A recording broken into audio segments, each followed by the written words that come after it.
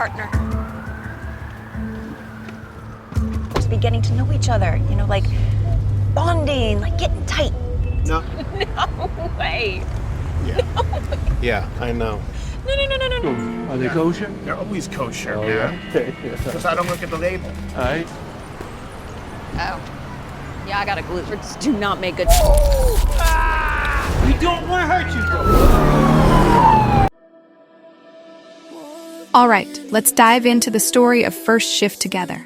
I've picked out some of the most intense and gripping moments from the film, and as you watch these scenes, I'll walk you through the narrative of the movie. Ready? Let's get into it. All right, folks, picture this.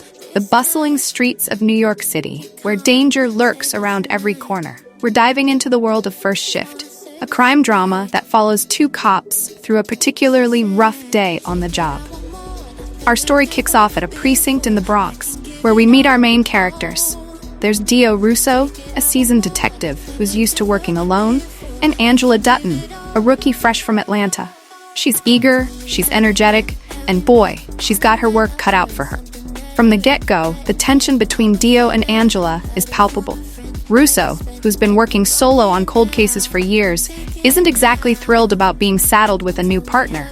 I don't want a partner. He grumbles to the lieutenant. Guess what? He's stuck with Angela, who's determined to prove herself. Their first task together? A mundane evidence drop-off in Manhattan.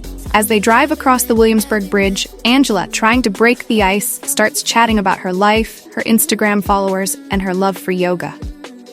Dio, not one for small talk, just rolls his eyes, grumbling about how he prefers the company of his thoughts. Great, Angela mutters under her breath. This is going to be fun, but their banter is cut short when they're called to the scene of a possible stabbing. As they arrive, the chaos of the city swallows them whole. A crowd is gathered, and there's a man wielding a meat cleaver, shouting nonsense at the top of his lungs. Dio, calm and collected, steps in to defuse the situation. Listen, pal, he says, holstering his weapon. Let's talk this out. Just you and me. The guy isn't having it. He's agitated, swinging that cleaver like he's auditioning for a horror movie. Angela stands back, clearly out of her depth, but trying to keep her cool. Just when it looks like things are about to get bloody, Dio manages to tase the guy, bringing him down. First New York tase, Angela jokes, trying to lighten the mood, but Dio isn't laughing. He's already moving on to the next thing, telling Angela to keep up. Next up, they respond to a domestic disturbance call. This one's personal for Angela. Her brother Paul is the guy in question. They rush to his apartment in Queens, where Paul's girlfriend is packing up, ready to leave him for good. Paul, strung out and spiraling, blocks the door, screaming that no one is leaving him. It's tense. You can see the pain in Angela's eyes as she tries to calm him down. Paul, she pleads, we can get you help. Just let her go. But he's not listening. He's too far gone. Things escalate quickly. Paul pulls a gun. Angela and Dio draw theirs in return. For a moment, it's a standoff, everyone's eyes darting around, breaths held tight. Finally, Dio, with his steady hands and no-nonsense demeanor, manages to talk Paul down, getting him to drop the weapon. That was close, Angela breathes, visibly shaken, but thankful for her partner's quick thinking. And just when they think they might get a breather, a call comes in. Double homicide. Dio looks at Angela, who's still processing the situation with her brother. You good? He asks. She nods, though her eyes say otherwise. Let's go, she replies. Hey there, fellow. I hope you're enjoying this video so far. I wanted to take a quick moment to ask you what you think of this video so far. If you're liking it, be sure to give it a thumbs up. And if you haven't already subscribed to my channel, now's the perfect time to do it. By subscribing, you'll stay up to date on all my latest videos and updates, and you'll get to see even more awesome content. So what are you waiting for? Like, subscribe. Thanks for watching. They're off again. At the crime scene, things take a dark turn. A father and his teenage son, both dead. Their bodies mutilated in a way that suggests this wasn't just a random act of violence. There's a grimness in Dio's eyes. He's seen this before. It's the work of a professional, someone sending a message. They canvass the area, looking for witnesses, clues, anything that could tell them what happened here. Dio's experience starts to shine through. He's connecting the dots, piecing together a puzzle that Angela can't quite see yet. "We need to find who did this," he mutters, more to himself than to her. As they drive around the neighborhood, searching for leads, they stumble upon a small-time dealer who might know something. They corner him in an alley. "Talk," Dio demands, but the guy is scared out of his mind, shaking his head. "I don't know nothing," he stammers. One look from Dio tells Angela they've got their man. Back at the precinct, the interrogation room is tense.